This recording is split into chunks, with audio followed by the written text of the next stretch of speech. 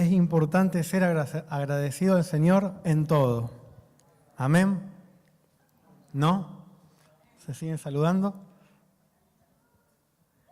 Es importante ser agradecido, ¿no?, a Dios en todo lo que nos toque pasar, por lo sencillo de lo que vivimos día a día, ¿no? Porque en eso podemos ver al Señor, podemos buscar motivos para ser agradecidos y buscar al Señor, ¿no?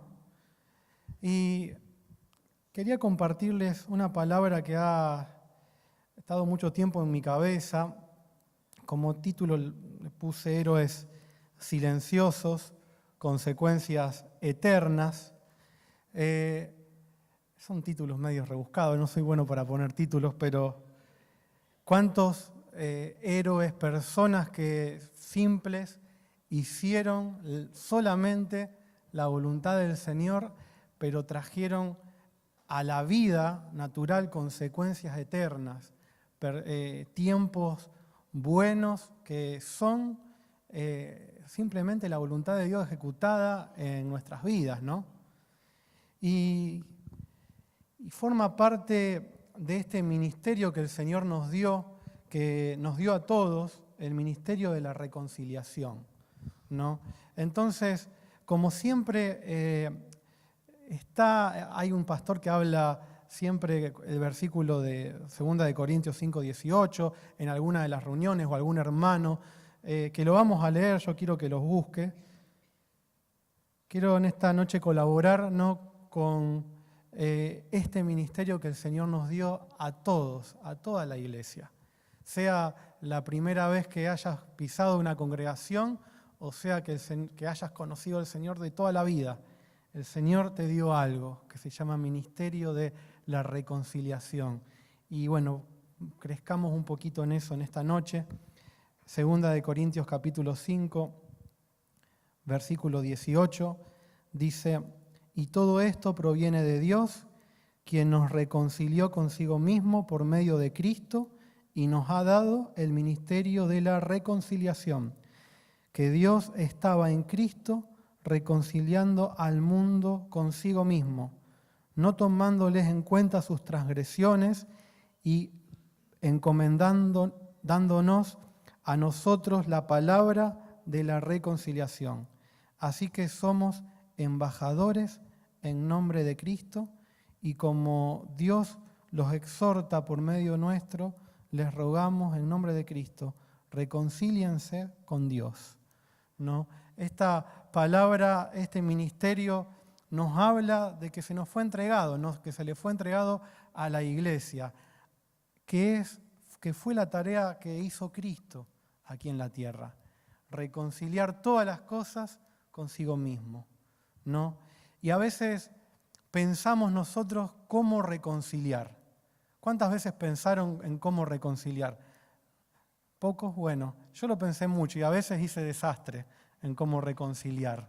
Porque a veces uno hace las cosas forzadas o a veces uno peca de buenas intenciones, ¿no? Pero que la palabra dice que el que hace la voluntad del Señor permanece para siempre, ¿no? El que todos los días abre sus ojos y dice: Señor, yo quiero cumplir con este ministerio, hace la voluntad de Dios por más loco que parezca. Y hoy vamos a ver una historia media loca que está en Marcos, capítulo 2, versículo 1, que dice: cuando Jesús regresó a Capernaum, varios días después, enseguida corrió la voz de que había vuelto a casa. Pronto la casa donde se hospedaba estaba tan llena de visitas que no había lugar ni siquiera frente a la puerta. Mientras él les predicaba la palabra de Dios, llegaron 4 hombres cargando a un paralítico en una camilla. Como no podían llevarlo hasta Jesús debido a la multitud, abrieron un agujero en el techo en donde estaba Jesús. Luego bajaron al hombre en la camilla justo delante de Jesús. Al ver la fe de ellos, Jesús les dijo al paralítico: Hijo mío, tus pecados te son perdonados. Quedamos en el 6, para que me haga acordar después. Es una historia media loca, ¿no? ¿Está en la voluntad de Dios romper techos? Espero que este no, y que el de mi casa tampoco, por favor. Pero qué curioso, cuando leo esta historia nos detenemos en el paralítico, cuando seguimos leyendo nos detenemos en las personas que cavilaban en sus corazones, cómo puede perdonar pecados, pero nunca nos detuvimos en los 4 héroes silenciosos, personas que no se conocen ni el nombre, no se sabían de dónde venían, no se sabían después cómo terminaron, pero sin embargo acercaban a personas, en este caso a este paralítico, a Jesús.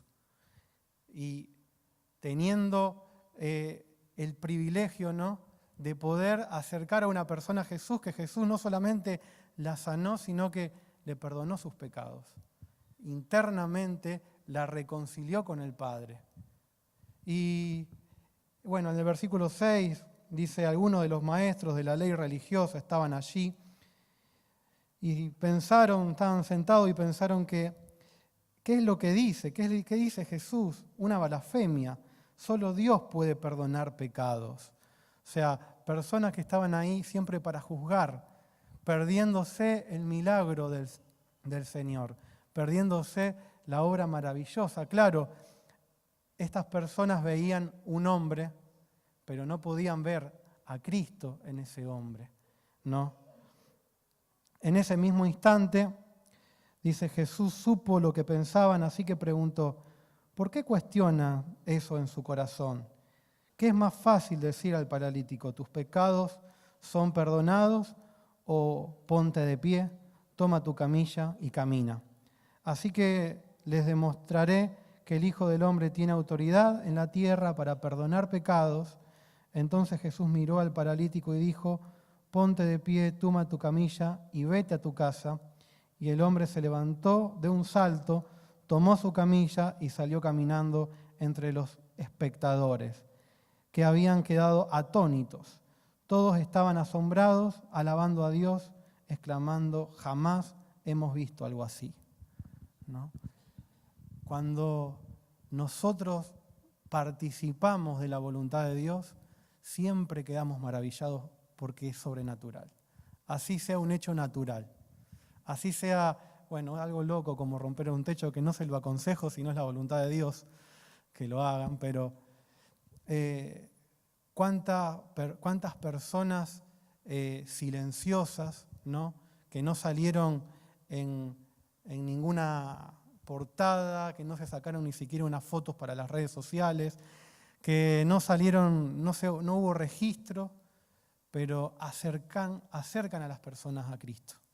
De esto se trata el ministerio de la reconciliación, el cual lo tenemos.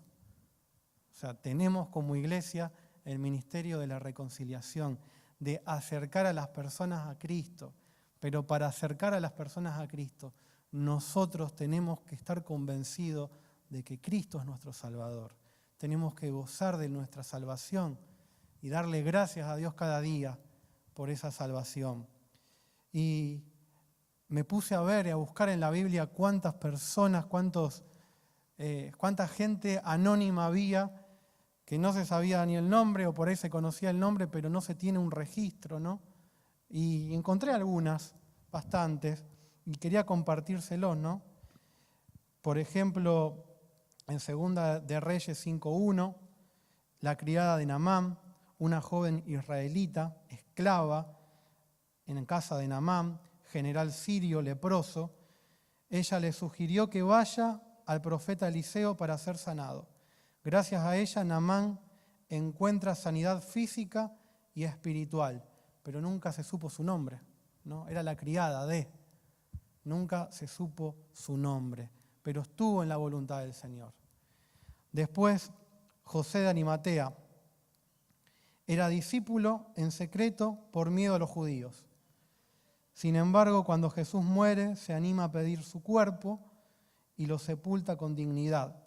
es un acto valiente, respetuoso, hecho cuando otros discípulos estaban escondidos y cumplió una profecía que está en el libro de Isaías, que entre los ricos pondré tu sepultura. Personas anónimas, ¿no? Que no trascendieron, no escribieron ni siquiera en una coma de la Biblia, pero cumplieron la voluntad del Señor.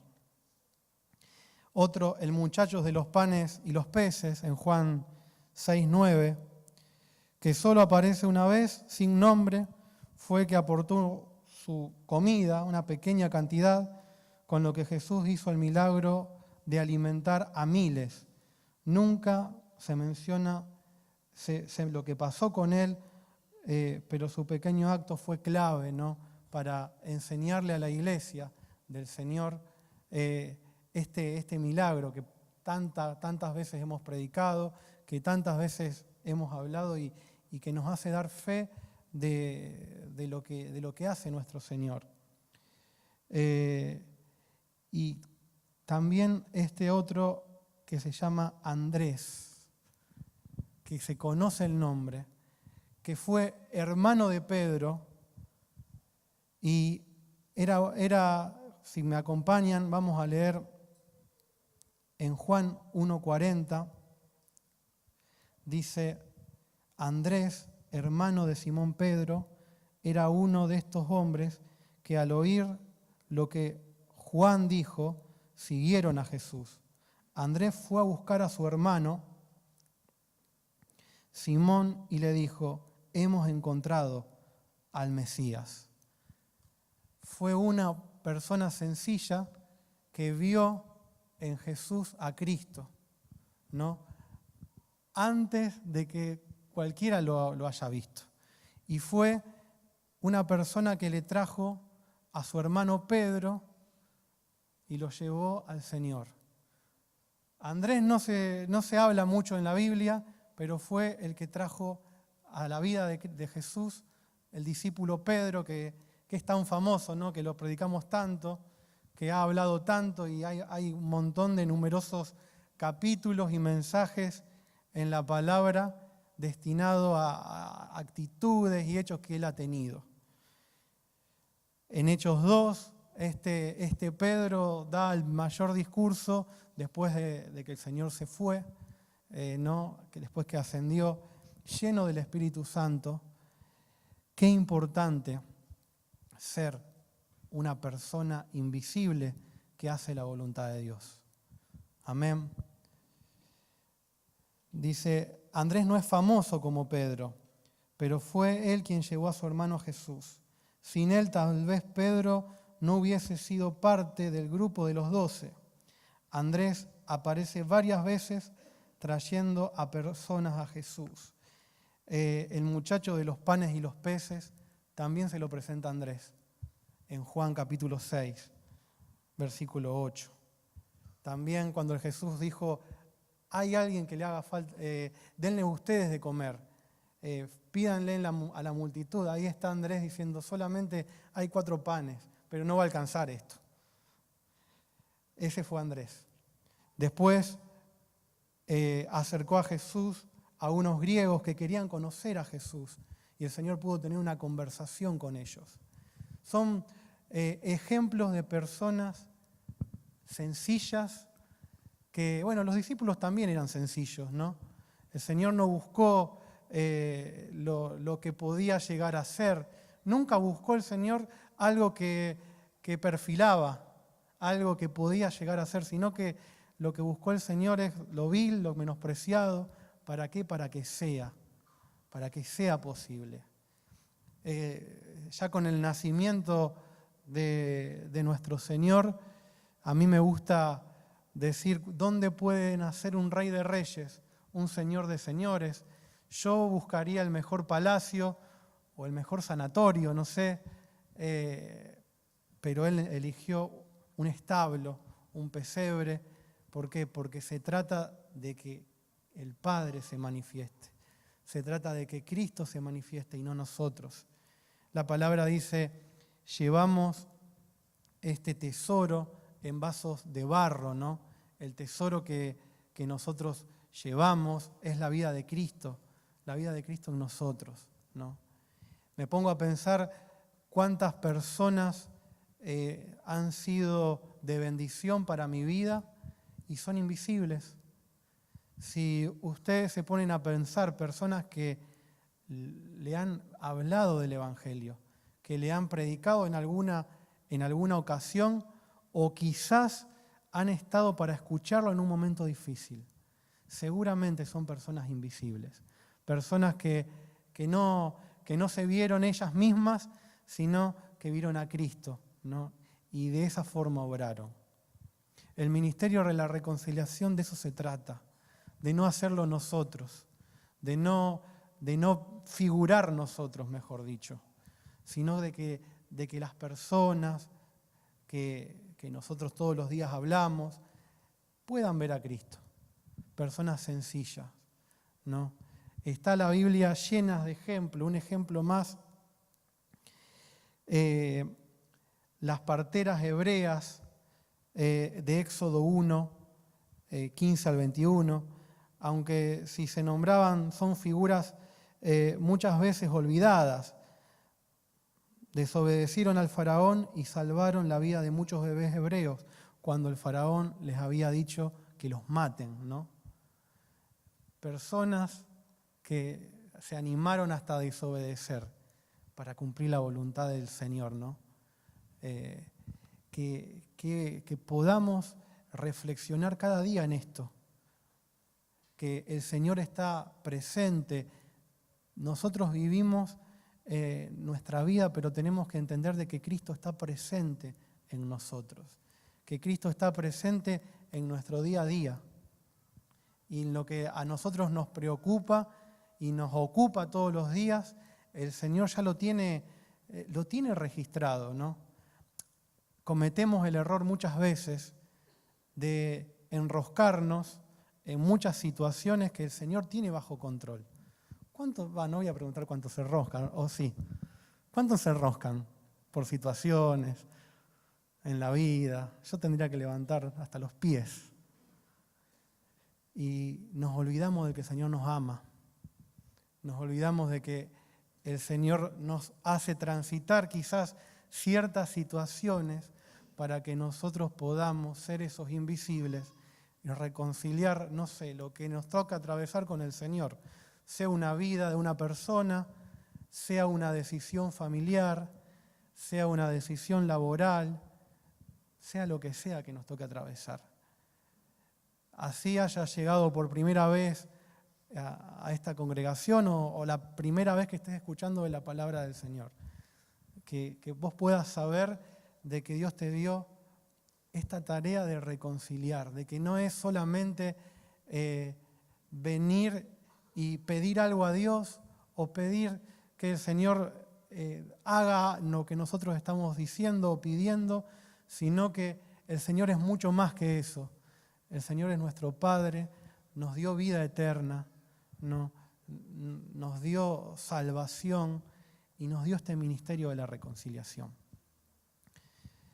Yo, en pensamientos que tengo, ¿no?, de personas de la congregación invisible, se me vienen un montón a la cabeza. Personas hoy que están presentes entre nosotros y personas que partieron a la presencia del Señor. Si hacemos este ejercicio, se nos vienen a la cabeza fácil más de 10 nombres. El Evangelio de Cristo llegó a nosotros a lo largo de tantos años gracias a personas invisibles. Personas que no miraron su problema como mayor a la voluntad de Dios en su vida. No, su problema, su situación no era tan grave no era tan prioritario como la prioridad de hacer la voluntad de Dios y que Cristo se pueda ver en esa situación, ¿no? Vemos ejemplos en prédicas que, por ejemplo, el pastor Ezequiel nos trajo, y con las reuniones de hombres también hablamos de los discípulos cruzando una barca, en una barca un río, diciéndole: Señor, no te preocupes, nosotros sabemos hacer esto, estamos al control de esta barca, vamos a cruzar. Esto nosotros lo tenemos seguro, o sea que dormí tranquilo. Se desata una de las mayores tormentas y los discípulos que sabían hacer todo, al menos manejar un barco, estaban todos enojados, confundidos y diciéndole, Señor, no te duermas porque nos vamos a hundir. A veces nosotros somos así. En nuestra vida tomamos el protagonismo con lo que sabemos hacer y dejamos de ser los invisibles, ¿no? Y lo mandamos al Señor a dormir. Señor, dormite tranquilo, porque esto yo sé cómo se maneja. Esto se maneja de esta forma, de esta otra. Yo lo he enfrentado muchas veces. Y es ahí donde el Señor nos dice, bueno, se trata de ser invisible. Se trata de que yo sea visto, ¿no? Y siempre que cuando el Señor es visto, nosotros quedamos maravillados, atónitos, como quedaron estas personas de Marcos 2, que estuvimos leyendo recién. Quedamos diciendo, nunca hemos visto algo así. Se me viene a la cabeza la pesca milagrosa, también otro ejemplo. Toda la noche pescando, queriendo pescar, pero no pescando nada, los discípulos. Y cuando viene el Señor Jesús, bueno, vayan a pescar. Estaban fuera de hora, fuera de momento. Técnicamente a esa hora no se pescaba, pero el Señor, en la voluntad de Dios estaba que se pesque a esa hora. Y porque estaba en la voluntad de Dios, hubo pescado a esa hora y fue un milagro que hasta el día de hoy lo tenemos, ¿no? El pastor Ezequiel nos hablaba el domingo de que no se trata de dar fruto en el tiempo humano, ¿no? No se trata de decir, bueno, estamos en otoño, las hojas de los árboles se caen, no se trata por vista humana, sino nuestro tiempo de dar fruto es lo que la voluntad de Dios nos depare, nos guíe, ¿no? ¿Cuántas personas estando en camas de hospital han dado fruto orando por el enfermo que estaba al lado, el compañero que estaba al lado? ¿Cuántas personas padeciendo enfermedad oramos por otras que estaban enfermas y sanaron, ¿no? O predicamos una palabra o acompañamos a una persona y vimos que Dios hizo algo ahí. De eso se trata este ministerio. El pastor Miguel siempre habla de hacer discípulos, ¿no? En los lugares donde nosotros estamos. Pero no se trata de que nosotros seamos vistos, ¿no? Se trata de que lo puedan ver a Él por medio de nosotros. No sé qué cosa estás transitando. Seguramente uno un miércoles viene con toda la mañana de feriado, estamos tranquilos, feliz día a todos, ¿no? Pero siempre los miércoles estamos con cara de miércoles. ¿Para qué lo vamos a explicar? Pensando en las cosas que venimos del trabajo, de una cosa, de la otra, pero que se vea a Cristo en nosotros, ¿no? Que le preguntemos al Señor, Señor, ¿para qué esta situación? ¿Cómo te querés manifestar? ¿Cómo te querés manifestar en esta situación? Yo ya estoy preocupado de antemano, pero vos ¿cómo te querés manifestar? Y que el Señor se pueda ver. Eso es parte de desarrollar el ministerio de la reconciliación, ¿no? Y bueno, y que podamos seguir orando y seguir creciendo en esto, porque el ministerio de la reconciliación es mucho más que todo esto. El Señor cada día nos pueda revelar, cada día en oración, cuando hacemos nuestro devocional diario, cuando nos acordamos de separar un tiempo para orar, poder decir, Señor, yo quiero crecer en esto, yo quiero crecer en esto del ministerio de la reconciliación. Sepamos de que al Dios que nosotros servimos, sepamos de que nuestro Padre no mira a nuestra generación solamente, ¿no? Sino que mira muchas generaciones Sepamos que lo que nosotros hacemos tienen consecuencias eternas, ¿no? De eso también se trata el ministerio de la reconciliación. Tu vida reconciliada con Dios, la vida de tu familia reconciliada con Dios, en el futuro serán las vidas de nuestros hijos, de nuestros nietos, reconciliada con el Señor, ¿no? El Señor es intencional en esto. Es muy intencional. Tenemos un Padre que no mira a nuestra generación solamente, mira mucho más allá.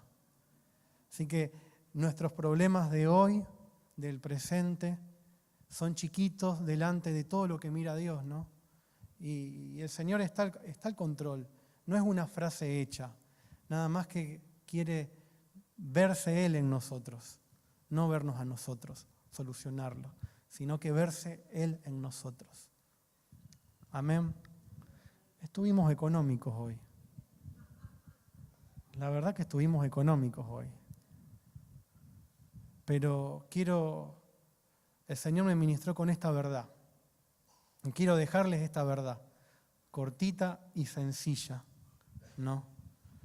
Para que nosotros podamos seguir creciendo. No es un mensaje que empezó y terminó, sino que es un mensaje que tenemos que como congregación, como iglesia del Señor, seguir creciendo. Decir, Señor, ¿cómo puedo reconciliar mi vida cada vez más? Me pusiste en una relación correcta con vos. Y acá, por medio de la palabra, nos exhorta a que nos reconciliemos. ¿Cómo puedo crecer en esto? Amén. ¿Les parece si oramos? Los que quieran ponerse de pie. Padre, te doy gracias, Señor. Gracias, Señor, por tu palabra, porque vos sos intencional. Señor, queremos experimentar, Señor, este ministerio de reconciliación. Queremos experimentar tu vida en nosotros cada vez más, Señor. Padre, vos sos intencional con nosotros, Señor, y hoy queremos, Señor, que vos puedas ser visto, Señor, a través de nosotros, a través de nuestra familia, Señor. Queremos entregarte todo a ti, nuestra vida, nuestro corazón, Señor, para poder crecer, Señor, para poder ser capacitados por tu Espíritu, Señor. Padre, te amamos, en el nombre de Jesús.